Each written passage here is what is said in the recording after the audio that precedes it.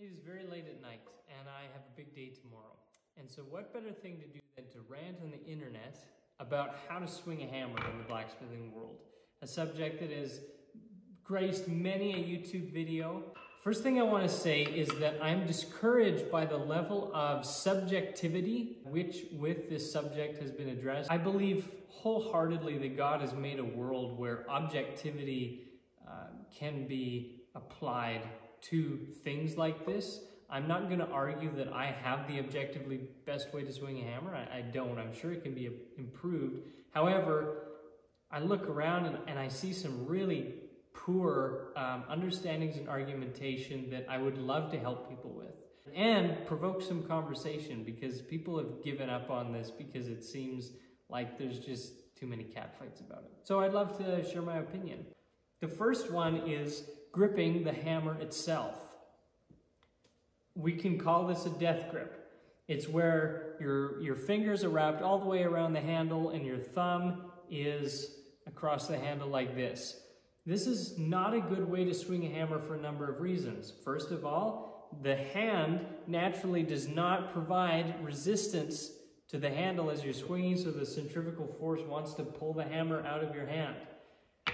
The second and the most important reason is your wrist was not created to bend this way with a lot of torsion on it. It was meant to bend this way. Again, not like this. By adjusting your grip so that... Okay, just hang on here. Let's do a close-up so you can see what I'm talking about. So this, we call this a death grip, and it's even a death grip even if you grip it lightly. If your hammer is going like this in the death grip, it's still not good. Close up of what a good grip looks like, and this is agreed upon by almost everyone. Okay, so you can see how the thumb is across the handle, but it's still near the side, and the fingers are at an angle. The fingers are all gripping the hammer though. So that brings me to the first don't, which is a popular mantra, but I don't know where it comes from, and it's the thing where you want to hold here with two fingers, they tell you, like this. And that the rest of the fingers are just kind of there. This is a poor idea, and you can only get away with it on a light hammer to begin with. Because it's on your two fingers, all the strain is on the wrist muscles, and you're relying on just the friction of those two fingers when you go to lift the hammers. It's just, I don't even need to explain it. You can see why that's flawed. If your wrist is going like this on your lifting stroke, that's not a good sign. So it means either you're getting lazy and you're letting, we talked about how the wrist is not meant to bend like that very well. So we don't want to have our wrist bending like that. Instead, once the hammer is down, you want to make sure that you are ahead of it, so to speak, on the upstroke. If you're going like this, it means your technique is wrong. It doesn't necessarily mean your hammer is too heavy. It could just mean that your technique is wrong. As the hammer articulates in your hand, the bending of your wrist is more natural and less like this. So that's the first thing in gripping hammer. And you want to be able to grip the hammer lightly as possible. That doesn't allow any shock to go into your arm, and that allows the hammer to pivot in its natural arc and get more swing. That brings me to the next point, which is the swing itself uses different muscles, uses different joints, and has different aspects of it that contribute to the overall force. And just for this video, let's talk about swinging hard, getting work done. I might talk a little bit about planishing, but at this point I'm going to be talking about sustainable hard hitting for getting work done. Now, there's both the vertical dropping of the hammer using gravity that accelerates it and gives us force. There's also the rotational energy of the hammer. Combining those in the most efficient way is going to give us the best hammer blow. So I want you to think about that while we isolate what each joint in the arm and the body can do for us when we swing the hammer. If we just use the wrist, that means we're just using the forearm muscles, and it's a relatively weak joint that likes to crackle and all of those wonderful things and gets carpal tunnel, and so not only does this seem like not a favorable joint to be doing a lot of work with, But you can also see we have very little movement if we just isolate that joint. Let's go up to the elbow and the bicep muscles. This is the way that most people swing a hammer. I don't think it's a good idea. Again, this is a joint that is not the best one that I'm going to argue should be the main focus of our hammer swing. It's also not a huge muscle group. This is not a great way to swing a hammer. Let's isolate just the shoulder. If you notice, without moving anything else, the shoulder provides the largest range of motion, and the upper back is a larger muscle group to pull from. And so I'm going to argue that the shoulder should be the pivot, the main pivot point on which we're swinging a hammer. Now the rest of the body acts like a spring, and you'll notice that I move my hips, I move a little bit of my knees and all of that, but mostly what that's doing is being a shock absorber, an extra little propellant, an extra rocket booster, so to speak. Because if I were to just isolate that motion or whatever, there's very little that it actually contributes to the hammer swing arc. What it's contributing to is relaxation. So you're not bending your knees and your ankles and everything and because you're trying to get more stroke of the hammer, maybe a little bit, but what it's doing is it's helping you being relaxed and taking when the direction changes up and down of the hammer, it's giving some spring there so that your joints aren't having to absorb all of that energy. So yes, you want to move the entirety of your body. Yes, you want to let all the joints in your arm do some work, but the shoulder is the joint at which you can put a lot of force on, considering one thing I'm going to talk about in a minute, and it has a big muscle group. I just want to point out a good example of someone who does this is Brent Bailey. He's the one who pointed this out to me. Now I'm going to say something in contrast to even the clan that I'm more a part of, the Brian Brazil clan, doesn't generally do this shoulder swing. The shoulder contributes to the swing, but as they come up, the shoulder opens, the arm comes out like this. So if you watch a front view, when the hammer's lifted, it comes out like this. I think that's a bad idea. Number one, if we isolate that motion, it doesn't contribute to the hammer swing. It contributes very little. It moves the hammer out of the way, and it puts the shoulder in a weak position. As someone who's dislocated their shoulder multiple times, I know that the shoulder doesn't have a lot of strength when it's out like this. It has more strength. The ball is more in its socket, held securely when the shoulders are in line with your body. If you're going to lift something above your head, better than doing it out here. When that shoulder is out here, it's unsupported, difficult to lift, all that kind of stuff. Keep the shoulder in line. Imagine how a tin man or a robot would swing a hammer. That is the illustration I use for a lot of my students. Keep your elbow underneath the hammer. That means that your arm is in line, you're tucked in, you're able to use your muscles efficiently. It's not coming out like this, which is natural. When you go to swing the hammer, that's when you lift up your arm, that's naturally what happens. It comes out. Fight against that. Keep it in tight. The arc of the hammer, even though we're using the shoulder, isn't simply a rotational motion like this, because if it were that, when you come down to the anvil, you'd be swiping your steel because it's rotating at the bottom of its stroke. That's not what we want. We have to allow the other muscles to contribute enough so that the hammer comes up in the arc. The fingers might allow the hammer to come back a little bit. As the hammer comes down though, it has to have a straight enough path as it is going towards the steel that when it hits the steel, the line of force, the forceful line which the hammer directs as it touches the steel is straight down, not slanted because it is pulling back. If it is pulling back, that's going to help make rhombuses, which you don't want, and you're not putting all of the energy straight into the steel to forge it. Another controversial thing, this time how you stand at the anvil, is that a lot of people will stand in front of the anvil like this, or behind the anvil maybe, rather, and their steel sometimes is at an angle and their hammer is at an angle to the anvil, like a 45-degree angle. Again, I don't think this is a good idea. I'd rather have a person, I would rather stand so that the steel is perpendicular to the anvil and the hammer is parallel like this. The hammer should be perpendicular to the steel because as you tilt to make a taper, which is, you're always going to be tilting your hammer. Either making a taper or you're reducing the surface area contact or whatever. If you have to raise your hand up and change the whole angle of your swing to make a taper, not only is that more difficult for your arm, but on a taper, if you're swinging into the steel, you're trying to upset it. But making a taper is drawing out. So you're contradicting yourself with your motions. Not as efficient. If your hammer only has to tilt in the fingers like this, and you're able to swing straight up and down to make a taper, then your hammer swing is promoting your taper. And your hammer swing actually doesn't change in your arm, it's just the angle at which the hammer comes down. Steel, perpendicular, hammer, parallel to the anvil.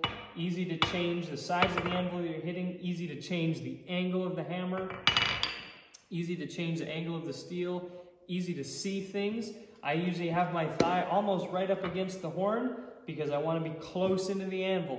I was taught by a Britishman, Alex Steele, used the illustration of if you have a cup of tea and you hold it out here far away from you, it'll be burning you, spilling all over the place. It's not stable. It's not, you don't have a lot of leverage over it, or the teapot pulls your leverage away from you. If you're close in, holding the cup of tea right here, it's going to be a lot more stable and it's going to feel lighter. It's the same with the hammer. Don't bend your back to look over, stand straight up, just hang your head down.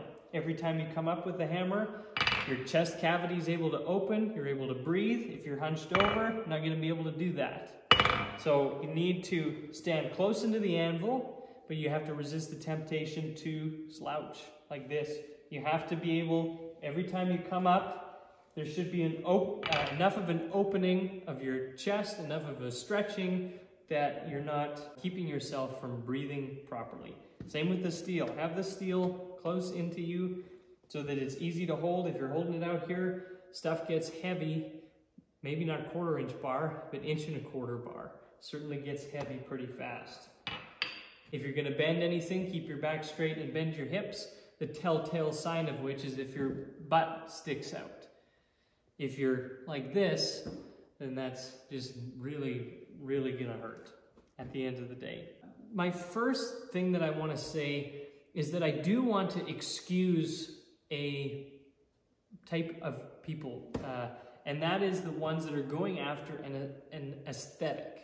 And I will admit that there is probably part of that with me. But what I mean by that is, let's say someone who wants to be very traditional, and by that they mean emulating the blacksmithing of the German and the English tradition between 1750 and 1910. If that's your goal, and you want to imitate the photographs and the paintings and the drawn pictures of that era, and you want to use those tools, that's okay, because it's okay to do things to an aesthetic as long as a person is open and saying, this might not be the most efficient way. This might not be the fastest way, the easiest way on the body, but if you want to be historically accurate to something, that's okay. So people who are interested in doing that, rather than simple efficiency of forging objectively or principledly, I sympathize with that. I understand that. I would just rather have people admit if that's truly what they were going for. Because this next thing is going to be what ruffles people's feathers more than anything. Speaking of the wrist earlier, the weakness of the wrist, how we don't want to be using the wrist to do our swinging and our bending. If you have a 2-pound hammer near the end of the handle and a 4-pound hammer and hold it near the front of the handle, you have a similar amount of leverage on your wrist, right? Sure, the weight is more, but it's a similar amount of leverage on your wrist, a similar amount of torsion on your arm. In other words, they are about similar feeling to swing. assuming that the technique is good. However, you will get more power with the heavier hammer and choking up on it than the lighter hammer, because the heavier hammer has more inertia. Now, the thing that the math that I will vehemently oppose is there's this paper that floats around on the internet about this, saying that no, if you swing a twice as light hammer twice as fast, you actually get more energy. And that's true. But the problem is, the practical problem is that you cannot physically do that. What the human body doesn't have the power to propel the twice as light hammer, say the 2-pound hammer, at twice the velocity as the 4-pound hammer. Sure, you could swing it a little bit faster, but you're not even going to approach work being done. And if you really do just crank that light hammer to get a similar amount of power, you're going to wear yourself out so fast. It's going to hurt. I just can't even imagine. If you go slower, you have a bigger hammer, you're choking up on it. It's a similar amount of work for the body. I would argue it's less. And it's going to expend more power. And so you're going to get the work done faster. That's why it's better. And you might say, okay, well, carpenters and farriers, why does no one do that in that community? There are a handful of reasons. I think one of the most important which is that they're not primarily hitting straight up and down like we are, vertically. In the case of a farrier, you're bending a horseshoe around an anvil. You're getting in awkward positions where you're holding the tongs down here a lot and you're swinging up here, and that would be difficult with a heavier hammer. In the blacksmith situation, the normal blacksmith situation, where you're at the anvil utilizing the different parts of the top of the anvil, generally, I know it's not always the case, but generally we're swinging straight up and down, we can tailor our hammer and our swing to be the most efficient for that.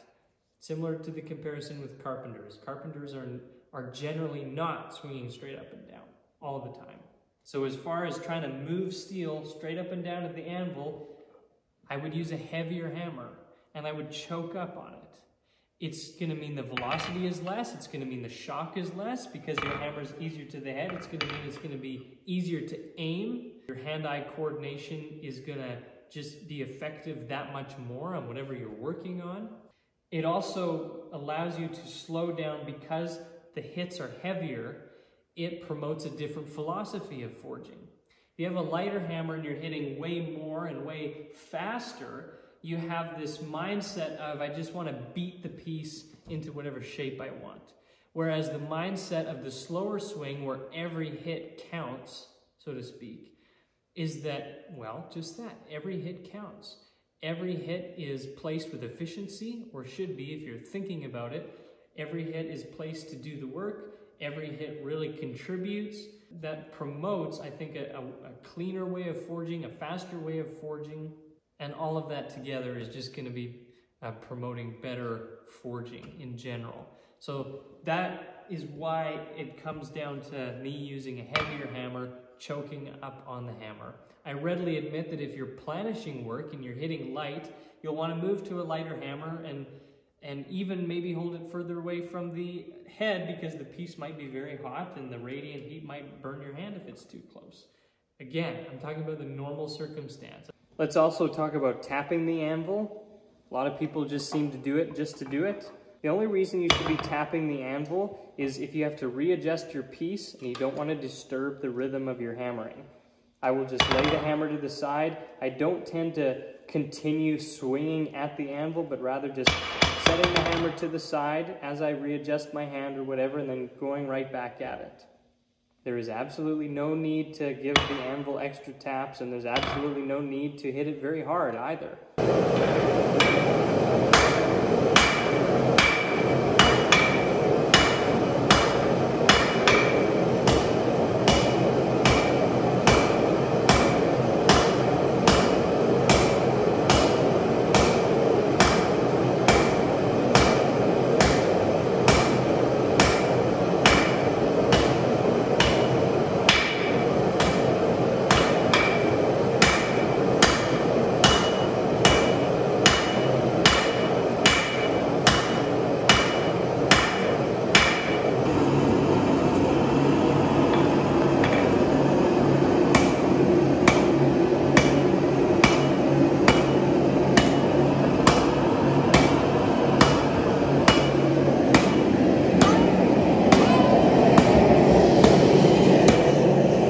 important disclaimer I must make is that occasionally I can be a hypocrite. You might even notice in the videos that I've shown as an example of the hammer swing that I'm not following all of the rules to a T that I have been preaching, and that's simply just due to lack of practice and lack of self-awareness. And it's important to film yourself while you're practicing things like this so you can not only compare it to other people, but you can compare it to your principles, and you can just see if it looks awkward or if it looks unproductive.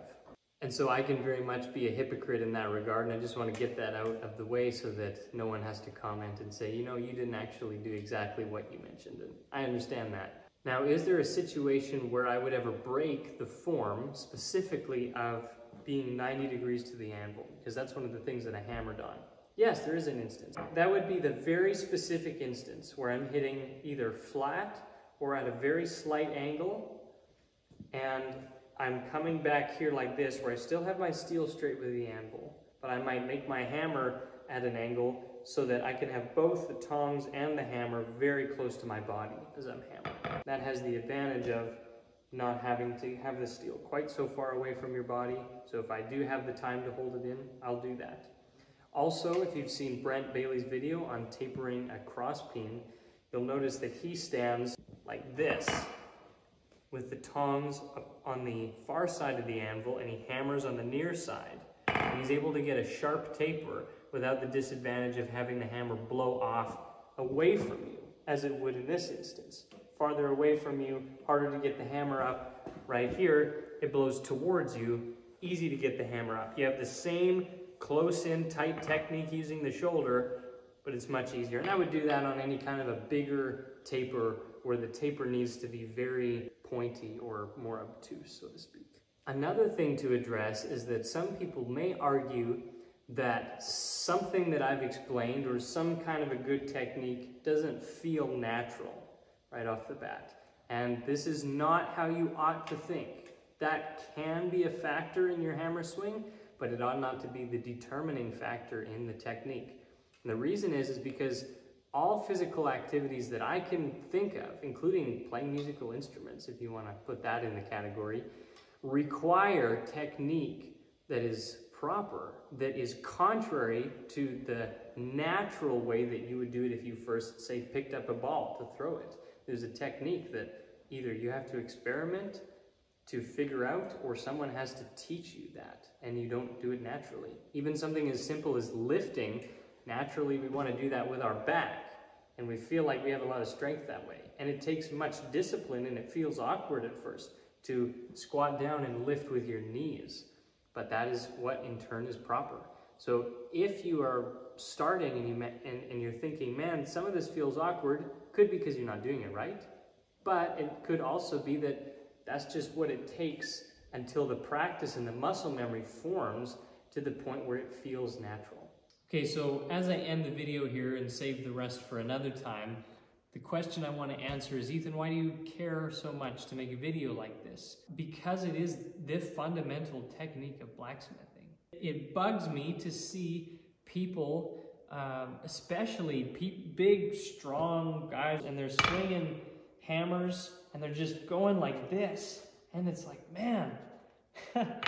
One reason you can look on people like myself and people like the Chain Gang that we have a technique that works better is look at our bodies.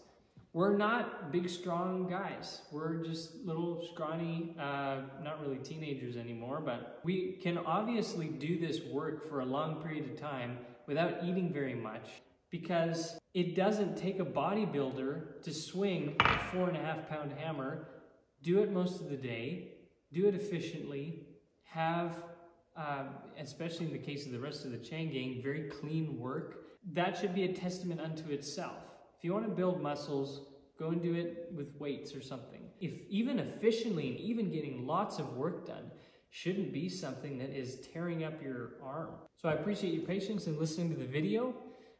Again, I don't mean to alienate those who do things a little bit differently. However, I do want to be open in the fact that I think what I've explained in this video is something you should try, and if you disagree with me, please make a video about it, explaining why, and I'll take this one down. and modify it and then probably do it your way. So with that, thanks for watching. Hope you enjoyed this. I have a lot more topics that I'd like to just get some thoughts out about. So if you would like to see that, please let me know, and have a wonderful rest of your day.